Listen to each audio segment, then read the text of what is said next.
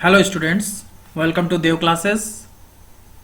आज मैं आपके साथ एक और टॉपिक लेके आया हूँ जो कि है संत अगस्टीन के राजनीतिक विचार, political ideas of Sant Augustine. आज इनके पॉलिटिकल आइडियाज़ के बारे में हम लोग देखेंगे और मैं बहुत इजी वे में लैंग्वेज में नोट्स बनाता हूँ ताकि हर स्टूडेंट को समझ में आए नोट्स, और आपके एमए के प्रिपरेशन में या फिर बीए के एकेडमिक एग्ज़ाम्स में या कभी कभी जो है जो कम्पिटिटिव पीसीएस एग्जामिनेशंस में लिखने को आता है तो आप यहाँ से पॉइंट्स लेकर के आप लिख सकते हैं किसी भी एग्जामिनेशन में। तो अभी तक अगर आपने मेरे वीडियोस को लाइक नहीं किया है, उस पर कमेंट नहीं किया है, तो कृपया करके लाइक कमेंट करें। ठीक है, लाइक कमेंट करें और मेरे चैनल को अगर अभी तक आपने सब्सक्राइब नहीं किया है तो सब्सक्राइब कीजिए और ज़्यादा से ज़्यादा मेरे वीडियोस को शेयर कीजिए। अगर संत अगस्टीन की बात करें, हम लोग संत अगस्टीन की बात करें तो मेनली जो है सो इनका थ्योरी ऑफ टू सिटीज़ जो है वो सबसे ज़्यादा फेमस है। ठीक है, जिसमें कि एक जो है सो अर्थली सिटी हो गई, अर्थली सिटी, और एक होगा हेवनली सिटी। ठीक है, अगर मोटा मोटी अगर थ्योरी ऑफ टू सिटीज़ के बारे में अगर हम लोग समझने की कोशिश करें तो हम लोग यही जानेंगे कि संत अगस्टीन ने बात किया है कि धरती पर किस तरीके का वातावरण है, धरती पर किस तरीके का माहौल है, धरती पर किस तरीके की विचारधारा है, और आपका स्वर्ग में किस तरीके की विचारधारा है और किस तरीके के लोग वहाँ पर रहते हैं, क्या आइडियाज़ वहाँ होंगी और क्या आइडियाज़ यहाँ होंगी। ठीक है, मेनली जो है सो यही आपका संत अगस्टीन का थ्योरी है। इसमें अगर हम लोग देखें, अगर मेरे नोट्स में अगर बात करें तो संत अगस्टीन का हम लोग जस्टिस पर व्यू देखेंगे कि जस्टिस पर उनकी क्या व्यू है, पीस पर उनकी क्या व्यू है, स्टेट पर क्या व्यू है, गवर्नमेंट पर क्या व्यू है, प्रॉपर्टी पर क्या व्यू है, और स्लेवरी पर क्या व्यू है। हम लोग उनके पॉलिटिकल आइडियाज़ में ये आपके 6 पॉइंट्स को देखेंगे कि इस 6 पॉइंट्स पर जो है सो संत अगस्टीन का क्या विचार है। इसी आधार पर हम लोग ये करेंगे कि हाँ उनका राजनीतिक विचार क्या है। ठीक है, तो बिना देरी किए मैं आप लोगों के सामने नोट्स लाता हूँ, और जो बच्चे नोट्स लिखते हो वो कृपया नोट्स लिखना कॉपी पे, क्योंकि नोट्स लिखने से बहुत सारी बातें जो है सो याद हो जाती हैं।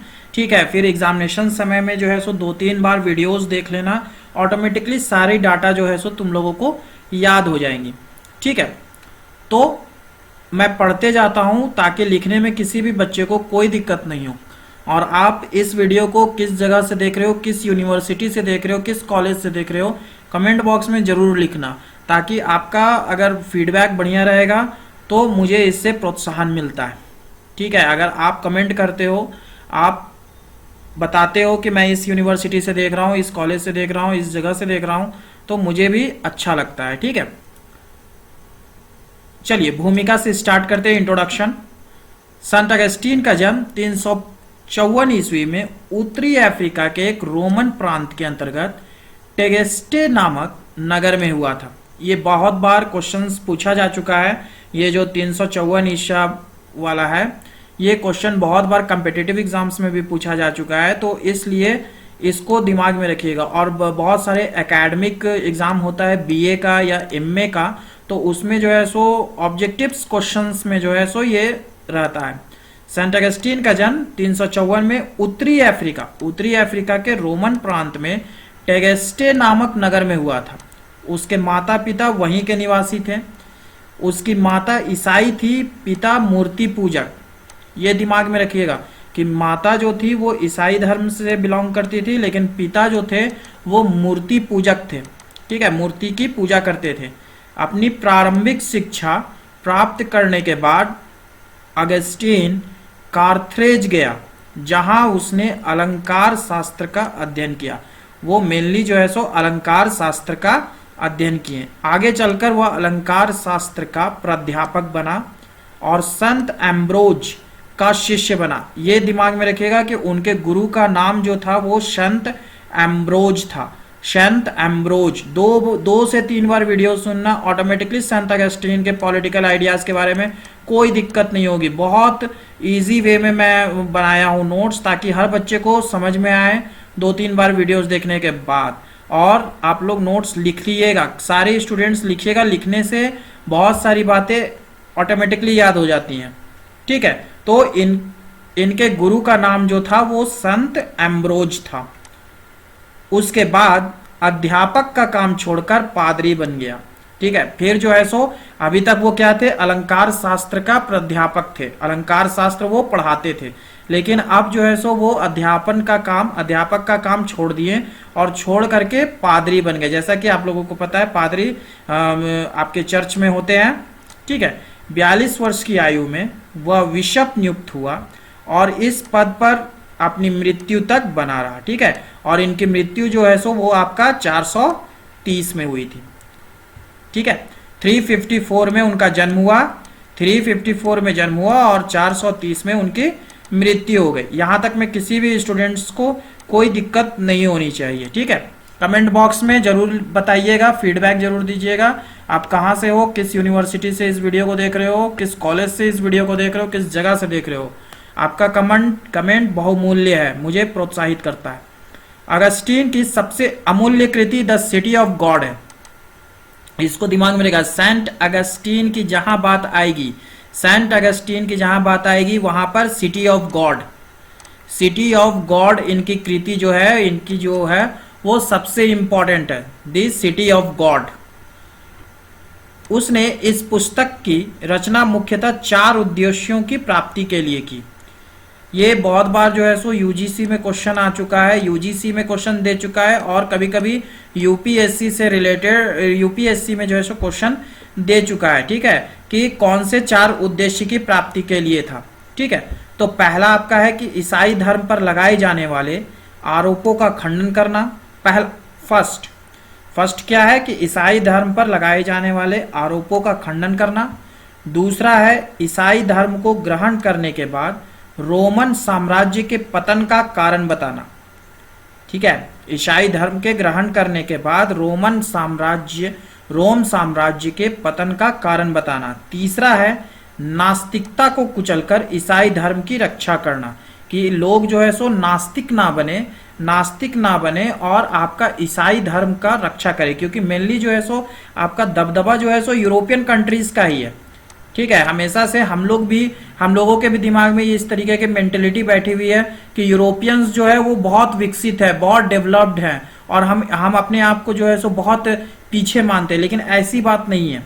ठीक है, ऐसी बात नहीं है, ये सिर्फ यूरोपियंस के द्वारा जो है सो वर्ल्ड में एक मानसिकता जो है वो फैलाई गई है।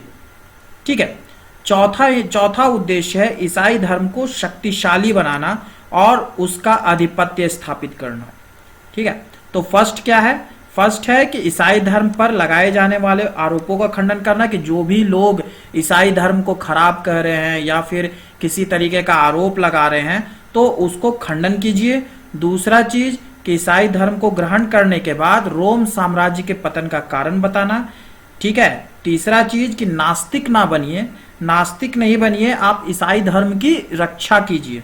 ठीक है, चौथा है कि ईसाई धर्म को शक्तिशाली बनाना और ज्यादा से ज्यादा उसका फैलाव करना। जैसे कोई भी धर्म होता है तो वो चाहता है कि उसके अनुयायी बहुत सारे हों, वो बहुत ज्यादा क्या कहते हैं देश में दुनिया में फैले। जितना लोग उसको फॉलो करेंगे उतना उसका वर्चस्व बढ़ेगा, उस धर्म का वर्चस्व उतना ज्यादा बढ़ेगा जितने लोग उसको फॉलो करते चले जाएंगे। और मेनली जो है सो किसी भी इंसान को अपने ओर आकर्षित करने का या अपने ओर लाने का सबसे ज्यादा जो चीज है वो धर्म है, रिलीजन है। क्योंकि रिलीजन के नाम पर आदमी कुछ भी कर सकता है। जिस भी रिलीजन से जो व्यक्ति जुड़ा हुआ रहता है उसकी इमोशनल अटैचमेंट उससे रहता है और उस रिलीजन के लिए वो कुछ भी कर सकता है। तो किसी भी आदमी को अगर बेवकूफ बनाना है या कुछ भी ये करना है तो रिलीजियस बात करके आप उससे कुछ भी करवा सकते हो। ठीक है, उसने अपनी पुस्तक द सिटी ऑफ गॉड में इसी संदर्भ में सामाजिक, राजनीतिक, धार्मिक विचारों को व्यक्त किया है।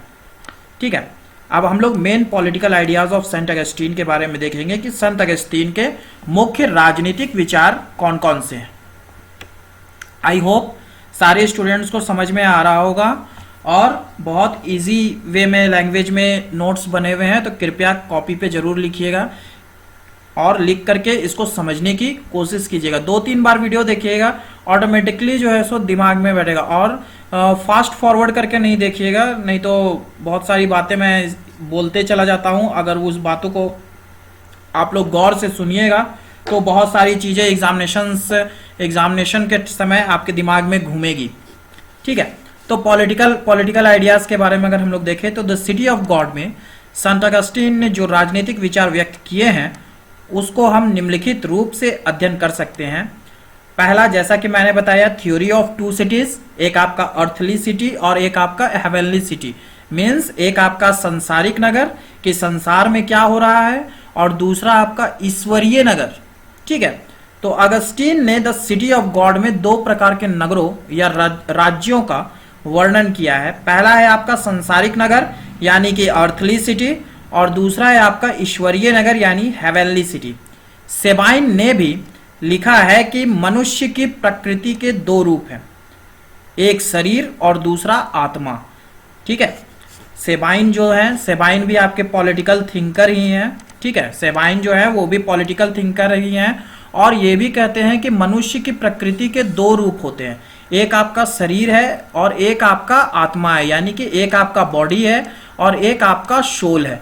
ये दो प्रकृति आपके मनुष्य के होते हैं। इसलिए मनुष्य उस संसार का भी नागरिक है और स्वर्गीय नगर का भी। ठीक है, इसीलिए जो है सो सेबाइन कहते हैं कि ये जो आपका अर्थली सिटी और हेवनली सिटी का कंसेप्ट दिया गया है सेंट अगस्टीन के द्वारा, तो ये गलत नहीं दिया गया, ये सही दिया गया, क्योंकि हर मनुष्य जो है वो 2 तरीके से, एक उसका बॉडी है, एक उसका सोल है। और ये जो बॉडी है, ये बॉडी जो है वो अर्थली सिटी में ही रह जाएगी, यानी कि संसारिक नगर में ही ये आपका बॉडी रह जाएगी, लेकिन सोल जो है वो ईश्वरीय नगर में चला जाएगा, यानी कि हेवनली सिटी में चला जाएगा। ठीक है, तो इस वजह से हर मनुष्य, जो भी मनुष्य है, वो क्या कहते हैं, 2 संसार का नागरिक है, 2 संसार का नागरिक है। एक तो ये पृथ्वी में जो आपका संसारिक नगर है इसका नागरिक है, और दूसरा जो है सो ईश्वरीय नगर जो है उसका भी नागरिक है, क्योंकि उसका बॉडी और सोल ये 2 चीज इंपॉर्टेंट है। ठीक है, आई होप समझ में आ रहा हो। Man's nature is 2 fold, he is spirit and body, and therefore at once a citizen of this world and of the heavenly city.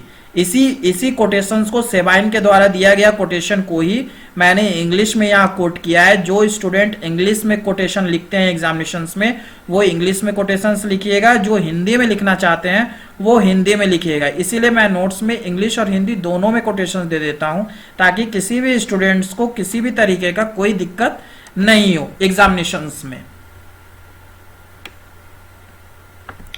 आगे बढ़ते हैं। तो मनुष्य की प्रकृति 2 प्रकार की है, वह आत्मा और शरीर है, और इसलिए वह तुरंत इस दुनिया और ये शहर का नागरिक है। जैसा कि मैंने बताया कि वो दोनों जगह का नागरिक है।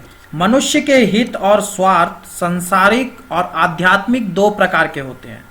ठीक है, मनुष्य का जो भी व्यक्ति है, जो भी मनुष्य जीवन जी रहा है, उसके हित और स्वार्थ 2 तरीके से, एक आपका संसारिक हित और स्वार्थ भी है, और एक आपका आध्यात्मिक हित और स्वार्थ भी है। ठीक है, वो पूजा पाठ भी करना चाहता है और वो पैसा भी कमाना चाहता है, वो बिल्डिंग भी बनाना चाहता है, बंगला भी बनाना चाहता है, और वो जो है सो पाठ भी करना चाहता है, या फिर कहीं जा करके गुरुद्वारा में ये करना चाहता है, या फिर आपका चर्च में जा करके प्रे करना चाहता है, या फिर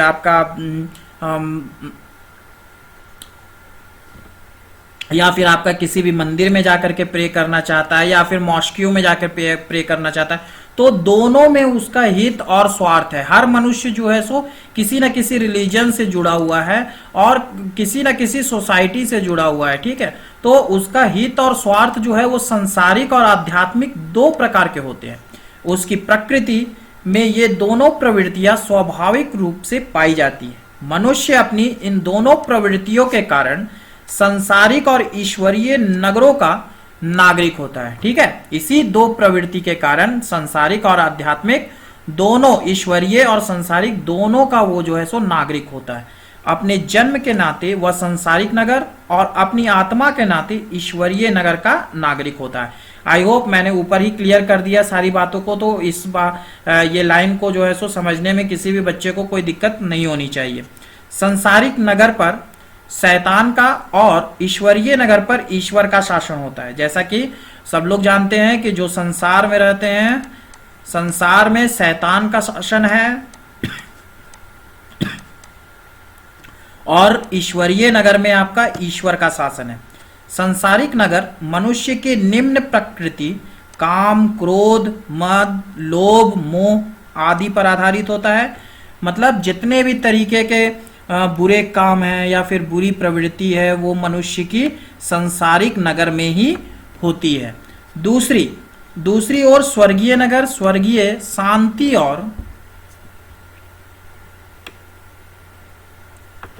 शांति और आध्यात्मिक मुक्ति का आशा पर आधारित रहता है। जैसे कि जब मनुष्य जो है सो बहुत ज्यादा पैसा कमा लिया या फिर बहुत बूढ़ा हो गया, एज हो गया, तो उसके बाद जो है सो वो भजन कीर्तन सुनने लगता है, भजन कीर्तन करने लगता है, ये करने लगता है, ज़्यादा से ज़्यादा मॉस्क्यू जाने लगता है, गॉड से प्रे करने लगता है, ठीक है, चर्चेज जाने लगता है, गुरुद्वाराज में बैठने लगता है।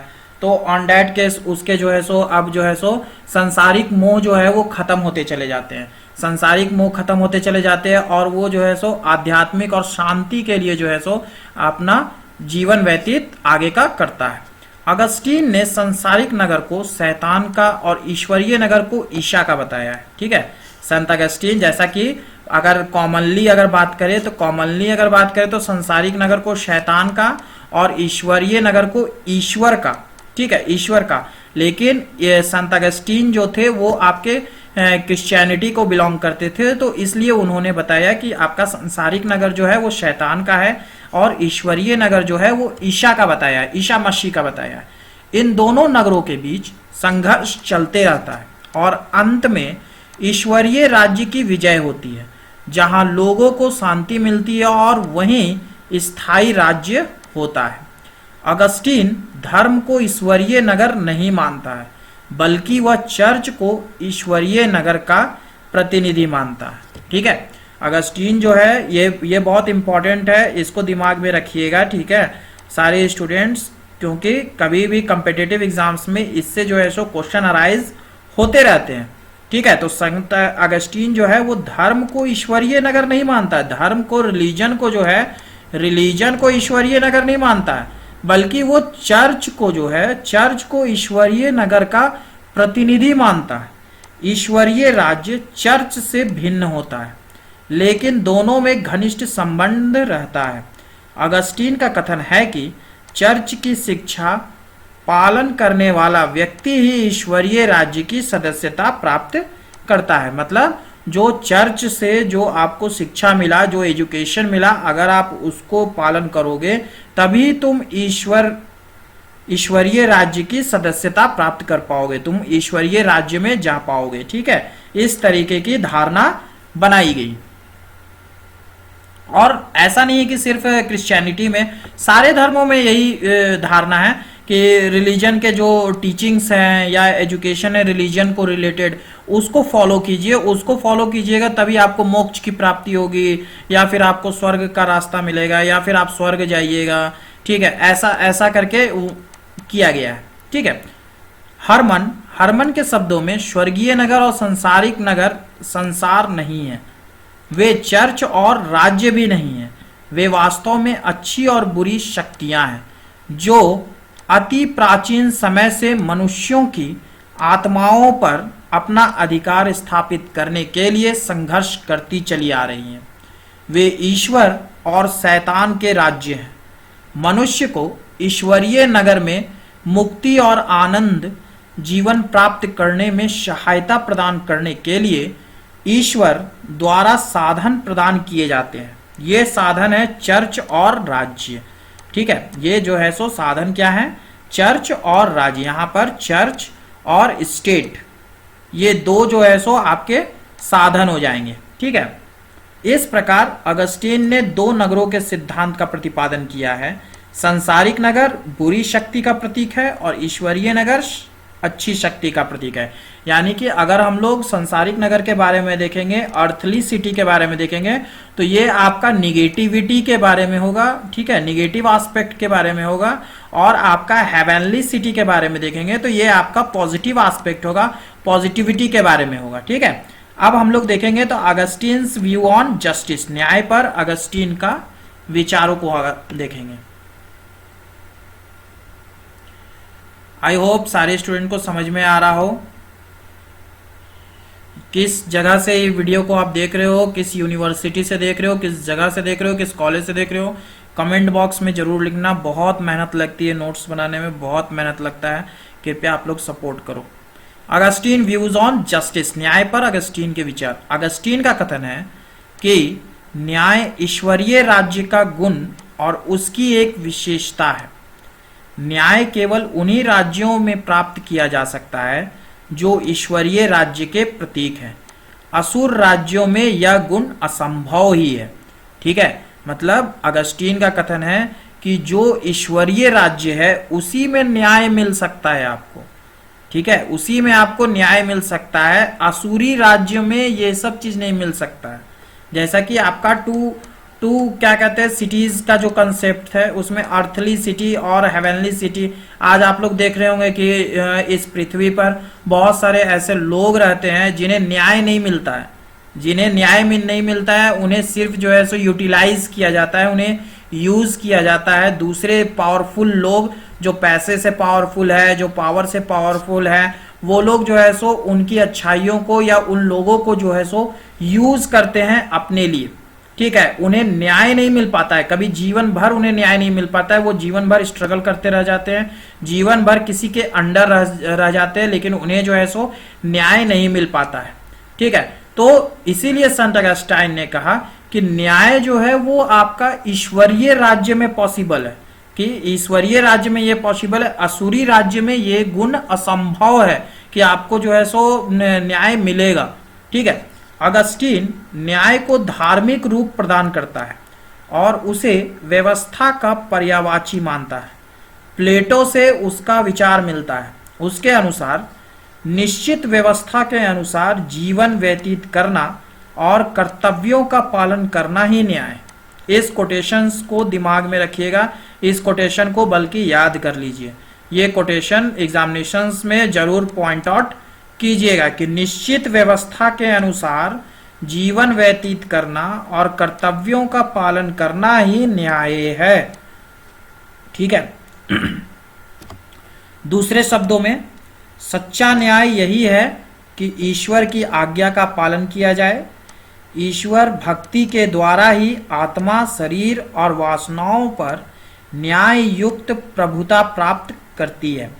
अतः मनुष्य को ईश्वर की आराधना से हटाकर सर्वथा अन्याय का मार्ग है। संक्षेप में हम कह सकते हैं कि अगस्टीन की न्याय संबंधी धारणा लौकिक ना होकर धार्मिक है। ठीक है, ये पूरा का पूरा जो है सो संत अगस्टीन का जो आपका न्याय संबंधी विचार है वो आपका टोटल का टोटल रिलीजन बेस्ड है। रिलीजन बेस्ड है कि रिलीजन में जो भी एजुकेशन मिला है, रिलीजियस वाइज जो भी टीचिंग्स है, उन टीचिंग्स को आप फॉलो करो लाइफ लॉन्ग, आपको जो है सो न्याय मिलेगी। ठीक है, सेकंड आपका आता है अगस्टीन व्यूज ऑन पीस, शांति पर अगस्टीन के विचार। अगस्टीन के अनुसार न्याय के समान शांति भी ईश्वरीय राज्य का गुण है। अतः ईश्वरीय राज्य में ही शांति की प्राप्ति हो सकती है, मूर्ति पूजक राज्यों में नहीं। ठीक है, अगस्टीन भी कहते हैं कि आपका शांति भी जो है वो ईश्वरीय राज्य में ही मिलता है। जैसा कि आपका अगर पृथ्वी पर देखेंगे तो पृथ्वी पर जितने बुरे लोग हैं, जितने भी अनाप शनाप काम करने वाले हैं, जितने भी बुरे लोग हैं जो कि घटिया से घटिया काम करते हैं, वो लोग तरक्की करते हैं, वो लोग तरक्की करते हैं, बहुत जल्दी तरक्की करते हैं। और जो लोग अच्छे होते हैं वो लोग तरक्की नहीं कर पाते हैं। ठीक है, उन्हें शांति नहीं मिल पाती है, क्योंकि जो असुरी प्रवृत्ति के लोग हैं, जो असुरी प्रवृत्ति के लोग हैं, वो लोग जो है सो उनको हमेशा परेशान करते रहते हैं, परेशान करके उन्हें जो है उनकी शांति को जो है सो भंग करते हैं। और जो अच्छे लोग होते हैं वो लोग उनसे फाइट नहीं कर पाते हैं, उनको जवाब नहीं देते हैं कि क्या इनको जवाब दें। ठीक है, तो इस वजह से जो है सो ये चीज है। अगस्टीन का कथन है कि शांति सांसारिक राज्य और ईश्वरीय राज्य दोनों का लक्ष्य है। इस दृष्टि से वह शांति का दो रूप मानता है, सांसारिक और आध्यात्मिक।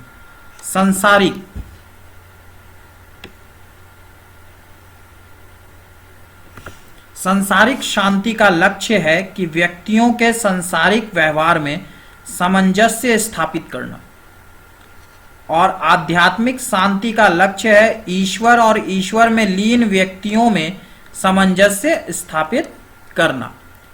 अगस्टीन सांसारिक और ईश्वरीय दोनों राज्यों के व्यक्तियों के लिए शांति को आवश्यक मानता है। सांसारिक राज्य के व्यक्तियों के लिए शांति इसलिए आवश्यक है ताकि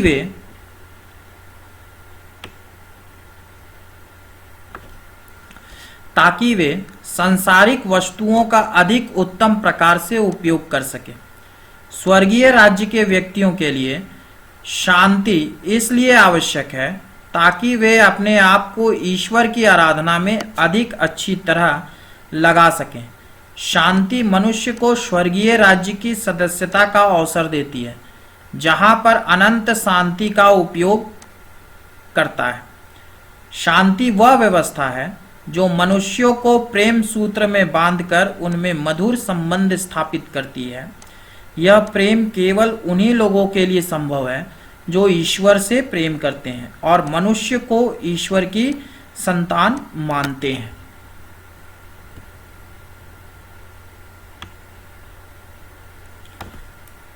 अगस्टीन ने शांति की व्याख्या न्याय के संदर्भ में की है। वह शांति की स्थापना के लिए न्याय को आवश्यक शर्त मानता है। न्याय के अभाव में शांति की कल्पना नहीं की जा सकती। ठीक है, अगस्टीन जो है वो कहते हैं कि न्याय रहेगा, धरती पर न्याय मिलेगा, न्याय रहेगा तभी लोगों में शांति रहेगी। अगर न्याय नहीं मिलेगा तो शांति की कल्पना नहीं की जा सकती। नेक्स्ट आपका अगस्टीन्स व्यू ऑन स्टेट, राज्य पर अगस्टीन के विचार। अगस्टीन राज्य की उत्पत्ति के दो कारण मानता है। पहला, अरस्तु के समान वह मनुष्य की सामूहिक प्रवृत्ति को राज्य की उत्पत्ति का कारण बताता है। ठीक है, सामूहिक मनुष्य की सामूहिक प्रवृत्ति मीन्स कि जैसे बहुत सारे पहले लोग जो है सो अलग अलग रहते थे, लेकिन फिर जो है सो लोग जो है सो समाज में रहने लगे, एक सोसाइटी में रहने लगे, एक समाज में रहने लगे। तो ये जो समाज जो बनाए लोग, इसी को जो है सो राज्य के कंसेप्ट में आगे चल के तब्दील किया गया। ठीक है, दूसरी, परंपरागत ईसाई विश्वास के अनुसार वह राज्य की स्थापना का कारण आदिम पाप से उत्पन्न होने वाला मनुष्य का पाप मानता है। इस प्रकार अगस्टीन की राज्य संबंधी धारणा में अरस्तु और ईसाई धर्म दोनों के विचारों का मिश्रण पाया जाता है। कहाँ से वीडियो देख रहे हो जरूर बताना, कमेंट बॉक्स में कमेंट करोगे हमें अच्छा लगेगा। अगस्टीन का कथन है कि मनुष्यों के पापों का उपचार करने और उनकी बुरी प्रवृत्तियों का दमन करने के लिए ईश्वर के द्वारा राज्य का निर्माण किया गया है। इस प्रकार अगस्टीन राज्य की दैवी उत्पत्ति में विश्वास करता है और राज्य को ईश्वर का प्रतिनिधि मानता है। उसके अनुसार राज्य का मुख्य उद्देश्य मनुष्यों को पाप से मुक्ति दिलाना है, इसके साथ ही शांति और उत्तम जीवन की स्थापना करना है। इसलिए लोग राज्य की आज्ञाओं का पालन करते हैं। लेकिन अगस्टीन ने यह भी स्पष्ट कर दिया है कि अगर राज्य के कानून धर्म और नैतिकता के विरुद्ध हों तो उनका पालन नहीं किया जाना चाहिए। नेक्स्ट है आपका अगस्टीन्स व्यू ऑन गवर्नमेंट, सरकार पर अगस्टीन के विचार।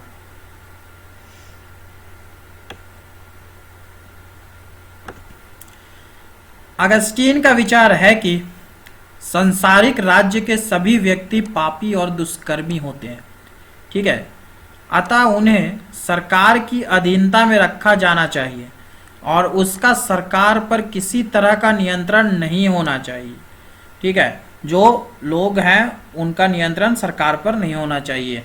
सरकार का संगठन इस प्रकार किया जाना चाहिए कि कुछ व्यक्ति शासन करें और शेष उनकी आज्ञाओं का पालन करे। इस प्रकार अगस्टीन का मत है कि मनुष्य को मनुष्य की अधीनता में रखा जाना चाहिए। मतलब यहाँ पर जो है सो अगस्टीन जो है सो आज के समय में जैसे कि बात किया जाता है मिनिमम गवर्नेंस, ठीक है, पब्लिक एडमिनिस्ट्रेशन में लोक प्रशासन में अगर हम लोग बात करें तो मिनिमम गवर्नेंस की बात की जाती है। आज जो आपके मोदी गवर्नमेंट है वो भी इस बारे में बात करते हैं कि मिनिमम गवर्नेंस होनी चाहिए। ठीक है, अगस्टीन का कथन है कि न्याय, समानता और स्वतंत्रता सांसारिक वस्तुएं न होकर ईश्वरीय राज्य की वस्तुएं हैं। अतः सरकार को इन वस्तुओं के प्रति ध्यान न देकर राज्य में व्यवस्था स्थापित करने और रखने का निरंतर प्रयास करना चाहिए। अगस्टीन ने अस्थायी प्रजातंत्र की अपेक्षा स्थायी निरंकुशता को अधिक उत्तम मानता है। नेक्स्ट आपका आता है अगस्टीन्स व्यू ऑन प्रॉपर्टी, संपत्ति पर अगस्टीन के विचार। सभी ईसाई आचार्यों के समान अगस्टीन भी व्यक्तिगत संपत्ति का समर्थन करता है। ठीक है, इंडिविजुअल प्रॉपर्टी की ये भी जो है सो समर्थन में है। अरस्तु के समान वह संपत्ति को प्राकृतिक संस्था न मानकर परंपरागत संस्था मानता है। उसका विचार है कि राज्य के निर्माण के पश्चात ही संपत्ति के अधिकार का प्रचलन हुआ। ठीक है, जब आपका राज्य का निर्माण हुआ, जब आपका स्टेट का कंसेप्ट हुआ, तभी जो है सो राइट टू प्रॉपर्टी का कंसेप्ट हुआ। ठीक है, क्योंकि संपत्ति की प्राप्ति राज्य में ही हो सकती है। ठीक है, जब तक आपका स्टेट नहीं रहेगा तब तक आप कहीं भी रहो, कहीं भी कुछ करो, कोई मतलब नहीं है। ठीक है, किसी तरीके का कोई रिवेन्यू टैक्स कलेक्शन नहीं है, किसी तरीके का कोई बेनिफिट्स नहीं है, किसी तरीके का कोई फैसिलिटीज नहीं मिलेगा। तो ऑन दैट केस जब तक स्टेट नहीं आपका है तब तक आपका राइट टू प्रॉपर्टी का कोई मतलब नहीं बनता। ठीक है, अगस्टीन के अनुसार व्यक्तिगत संपत्ति ना तो गैर कानूनी है और ना मनुष्यों को दुष्कर्मों के लिए प्रेरित करती है। संपत्ति मनुष्य के लिए आवश्यक है क्योंकि इसके अभाव में वह अपने सांसारिक और आध्यात्मिक कर्तव्यों का उचित प्रकार से पालन नहीं कर सकता है। इसके अतिरिक्त राज्य में शांति और व्यवस्था बनाए रखने के लिए भी व्यक्तिगत संपत्ति अनिवार्य है। नहीं तो ऐसे जो है सो चोरी डकैती ये जो है सो बहुत ज़्यादा होने लगते हैं। इस प्रकार अगस्टीन व्यक्तिगत संपत्ति का प्रबल समर्थक है। इसको दिमाग में रखिएगा, बहुत सारे कॉम्पिटिटिव एग्जाम्स में, यूजीसी के एग्जामिनेशंस में ये क्वेश्चंस आता है। ठीक है, कि अगस्टीन व्यक्तिगत संपत्ति का प्रबल समर्थक है, इसको दिमाग में रखिएगा। ऐसा नहीं कीजिएगा 4 ऑप्शन वहां पर दे देगा अगस्टीन, एक्विनास। ठीक है, ऑन दैट केस कौन व्यक्तिगत संपत्ति का प्रबल समर्थक नहीं है, ऐसे करके दे देगा। ठीक है, तो इसलिए दिमाग में रखिएगा कि अगस्टीन जो है वो व्यक्तिगत संपत्ति का प्रबल समर्थक है, पर वह मनुष्य को आवश्यकता से अधिक संपत्ति रखने का अधिकार नहीं देता है। उसका कथन है कि प्रत्येक व्यक्ति को उतनी ही संपत्ति रखने का अधिकार होना चाहिए जितनी उसके लिए आवश्यक है। ये कंसेप्ट अगर हम लोग देखेंगे सेंट अगस्टीन का, ये कंसेप्ट देखेंगे कि जितना उनको आवश्यक है उतना ही संपत्ति रखें, उससे ज़्यादा नहीं रखें। तो ये जो है सो आपका कंसेप्ट महात्मा गांधी, अगर भारत में अगर बात करेंगे तो महात्मा गांधी से कहीं ना कहीं जो है सो मेल कर रहा है। ठीक है, महात्मा गांधी से मेल कर रहा है। जैसा कि महात्मा गांधी का ट्रस्टीशिप आपका सिद्धांत।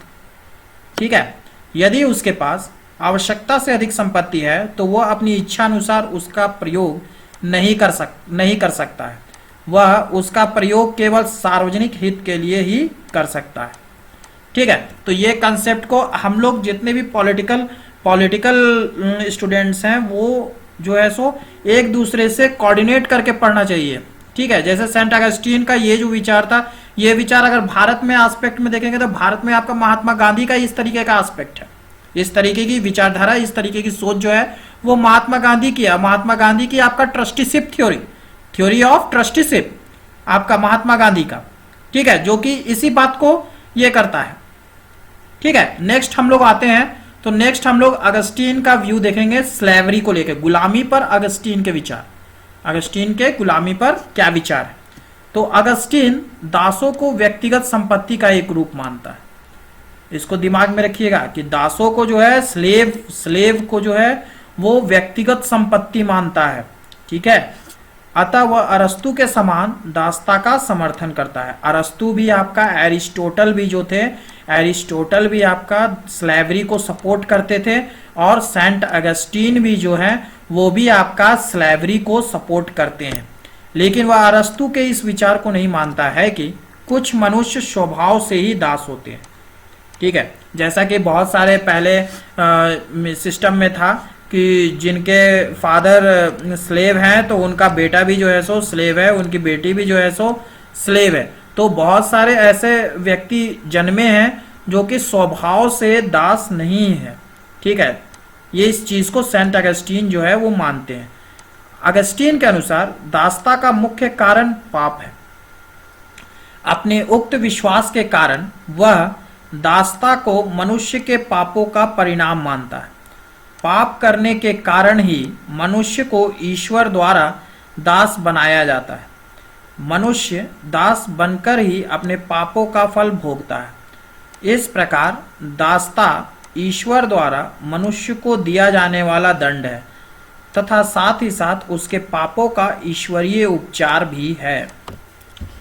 आई होप सारे बच्चों को समझ में आ रहा हो, ठीक है। कहाँ से वीडियो देख रहे हो, चैनल को सपोर्ट करो। चैनल को सपोर्ट नहीं कर रहे हो तुम लोग स्टूडेंट लोग, इस चैनल को ज़्यादा से ज़्यादा सपोर्ट करो, तब ना मैं आगे बढ़ूं।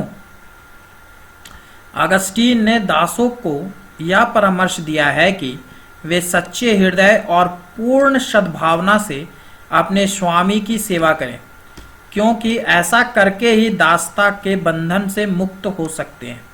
इसके साथ ही वह अरस्तु के समान स्वामियों से अपने दासों के प्रति प्रेम और उदारता का व्यवहार करने के लिए कहता है। आलोचना।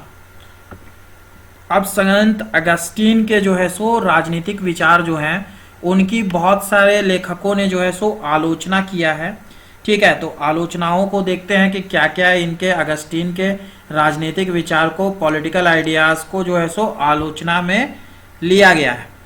तो इसमें पहला है कि राज्य का अपूर्ण सिद्धांत। बहुत बार एग्जामिनेशंस में जो है सो सेंट अगस्टीन के राजनीतिक विचारों के आलोचनात्मक वर्णन करने के लिए बोल दिया जाता है, ठीक है। आलोचनात्मक वर्णन जहां करने बोल दिया जाएगा वहां ये सारे पॉइंट्स जो हैं आपके एग्जामिनेशन पॉइंट ऑफ व्यू से जो है वो काम में आएंगे। तो पहला है आपका राज्य का अपूर्ण सिद्धांत, incomplete theory of a state. आलोचकों का कहना है कि अगस्टीन ने राज्य की प्रकृति, उद्देश्य और राज्य तथा नागरिकों के संबंध में कोई विचार नहीं किया है, इसलिए इसका सिद्धांत अधूरा है, ठीक है। सेकंड है आपका गवर्नमेंट, ठीक है, सरकार। अगस्टीन ने सरकार के संगठन और कार्यों पर कोई प्रकाश नहीं डाला है, इसलिए सरकार संबंधी विचार भी अपूर्ण है। सरकार के विषय में इन्होंने क्या किया है, सरकार के विषय में सिर्फ इन्होंने बताया है कि मिनिमम गवर्नेंस होना चाहिए, कुछ व्यक्ति शासन करे और बाकी सारे लोग जो है सो उनकी बातों को माने। लेकिन इस चीज को जो है सो एक्सप्लेन्ड वे में इन्होंने नहीं बताया सेंट अगस्टीन ने, ठीक है। तो ये जो है सो एक तरीके से इनकम्प्लीट थ्योरी मानी जाएगी। नेक्स्ट आपका थर्ड आता है दास प्रथा, स्लेवरी। उसका दास संबंधी विचार भी विरोधों से भरा हुआ है। वह संपूर्ण मानव जाति को पापी घोषित करता है, ठीक है। जैसा कि सेंट अगस्टीन जो है सो ऊपर बताया, स्लेवरी के कंसेप्ट में बताया कि जो पापी होता है, जो पाप करता है, वही जो है सो दास बनता है। तो उस दास को हटाने के लिए क्या करना चाहिए कि स्वामी, जो आपका स्वामी है, उसकी आप खूब सेवा करो, उसकी आप हर बात मानो, तब आप अगले जन्म में जा करके जो है सो आप उस दास से हट करके किसी और स्वामी में तब्दील होगे, ठीक है। तो ये जो है सो आप पूरे मानव जाति को पापी घोषित कर दे रहे हो, ये चीज जो है सो आपका गलत है। लेकिन पाप का फल भोगते हैं थोड़े से मनुष्य। अपने दासता के सिद्धांत में वह यह सिद्ध करने में सफल नहीं होता है कि दासता वास्तव में व्यक्ति के पापों का दंड है। अगर सभी मनुष्य पाप के भागीदार हैं तो सभी को दासी होना चाहिए था। ठीक है, फिर आपके कुछ व्यक्ति जो है वो स्वामी कैसे बन जाते हैं? अगर आप संसारिक व्यक्ति, सारे संसारिक व्यक्तियों को पापी मानते हो और ऑन दैट केस वो लोग जो है सो पाप करते हैं, पाप में भागीदार हैं, तो ऑन दैट केस जो है सो जितने भी व्यक्ति हैं सबको दास होना चाहिए। फिर कोई व्यक्ति इतना पावरफुल क्यों है, या फिर कोई व्यक्ति जो है सो स्वामी में तब्दील कैसे हो जाता है? ठीक है, तो अगस्टीन ने ऐसा नहीं दिखलाया है। चौथा है कि चर्च की प्रधानता राज्य की नहीं। यहाँ पर अगस्टीन क्या बताए हैं कि चर्च के जो टीचिंग्स हैं, जो एजुकेशन चर्च देगी वही सर्वोपरि है, स्टेट नॉट। ठीक है, तो अगस्टीन ने अपनी विचारधारा में चर्च की प्रधानता दी है, उसने राज्य की उपेक्षा की है। एक सच्चा राजनीतिक विचारक राज्य की प्रधानता देता है, चर्च की नहीं। ठीक है, जो भी व्यक्ति, जो भी राजनीतिक विचारक है या फिर जो राजनीति के बारे में बात करेगा, तो ऑन दैट केस वो स्टेट पर बात करेगा, वो स्टेट की सुप्रीमेसी पर बात करेगा। ठीक है, कि स्टेट ही सर्वोपरि है, क्योंकि स्टेट ही रहेगा तभी कुछ हो पाएगा। स्टेट के बिना कोई कंसेप्ट नहीं है। ठीक है, ह्यूमन सोसाइटी का आपका स्टेट के बिना कोई कंसेप्ट नहीं है। ठीक है, फिफ्थ, अव्यवस्थित राजदर्शन, चैरिटिक स्टेट फिलॉसफी। आलोचकों का कहना है कि अगस्टीन ने के राजनीतिक विचार अव्यवस्थित है, उनका वो व्यवस्थित रूप से वर्णन नहीं किया गया है। छठा है प्रतिक्रियावादी विचारक, रिएक्शनरी थिंकर। बहुत सारे स्टूडेंट सिर्फ पॉइंट्स लिख लेंगे, तो ऐसे नहीं होता है। ठीक है, चैनल को सपोर्ट करो, आप लोगों के लिए इतने अच्छे अच्छे नोट्स मैं बनाता हूँ, इससे बेनिफिट अगर आपको मिले तो सपोर्ट जरूर करो, ज़्यादा सपोर्ट मिलेगा तो कुछ हो पाएगा। अगस्टीन को प्रतिक्रियावादी विचारक माना जाता है क्योंकि उसने दास प्रथा का समर्थन किया है और चर्च की प्रधानता को स्वीकार किया है। ठीक है, तो ये 6 पॉइंट जो है वो क्रिटिसिज्म में आ जाएगा। तो जब भी अगर सेंट अगस्टीन के पॉलिटिकल आइडियाज को क्रिटिसाइज्ड वे में आपको एग्जामिनेशंस में पूछेगा, तो एग्जामिनेशंस में ये 6 पॉइंट्स जो है वो आपके इंपॉर्टेंट कहलाएंगे। नेक्स्ट आपका निष्कर्ष देखते हैं कि निष्कर्ष क्या निकलता है इस पूरे नोट्स का। तो अगस्टीन के विचार में चाहे जो भी दोषी हो, वह अपने युग का एक महान विचारक है। हर व्यक्ति अपने युग का, अपने समय का जो है सो महान है। ठीक है, इसमें कोई दो मत नहीं है। वो जिस चीज से यंग एज में प्रभावित होता है, उसी चीज को जो है सो ओल्ड एज में या फिर यंग एज में जो है उस चीज को खत्म करने की कोशिश करता है, या फिर उसके ये में पक्ष में या विपक्ष में लिखता है। ठीक है, तो जिस तरीके की मेंटल एबिलिटी होगी उस तरीके की बात वो अपने युग में करता है। तो उसका ग्रंथ द सिटी ऑफ गॉड राजनीतिक विचारधारा में एक विशेष महत्व रखता है।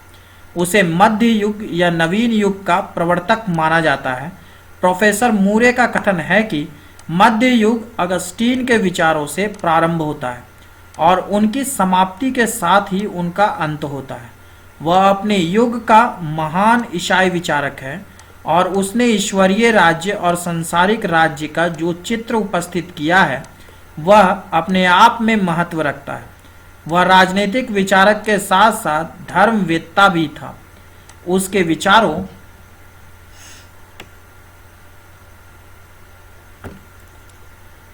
का प्रभाव एक्विनास, दांते, ग्रोसियस जैसे विद्वानों पर पड़ा। ब्राइस का कथन है कि पवित्र रोमन साम्राज्य का निर्माण द सिटी ऑफ गॉड की नींव पर ही हुआ था। लेखक का कथन है कि ईसाई आचार्यों में महानतम संत अगस्टीन का स्थान 2 संसारों के मोड़ पर है, प्राचीनतम और ईसाइयत का संसार। ठीक है, इसी चीज को मैंने इंग्लिश में लिखा है। जो स्टूडेंट इंग्लिश में लिखना चाहते हैं वो इंग्लिश में कोटेशंस लिखेंगे। Saint Augustine the greatest of the church father stood at the turning point of 2 worlds, that of antiquity and Christianity। ठीक है, एंटीक्विटी एंड क्रिश्चियनिटी, ये राइम कर रहा है, इसको याद रखिएगा। that of antiquity and Christianity, antiquity and Christianity. ठीक है, आई होप सारे स्टूडेंट्स को समझ में आया हो। नोट्स 2-3 बार वीडियोस देख लेना, नोट्स बना लेना बढ़िया से। एग्जामिनेशंस में कोई दिक्कत नहीं होंगे सेंट अगस्टिन के पॉलिटिकल आइडियाज को लेकर के। क्रिटिसाइज पूछेगा, क्रिटिसाइज लिख दीजिएगा, और ये पूछेगा तो ये लिख दीजिएगा। ठीक है, मैं राजदेव गुप्ता आप लोगों के साथ बना रहूंगा। आप लोगों का सपोर्ट मिलते रहे ज़्यादा से ज़्यादा स्टूडेंट्स का। ठीक है, thank you for watching my videos.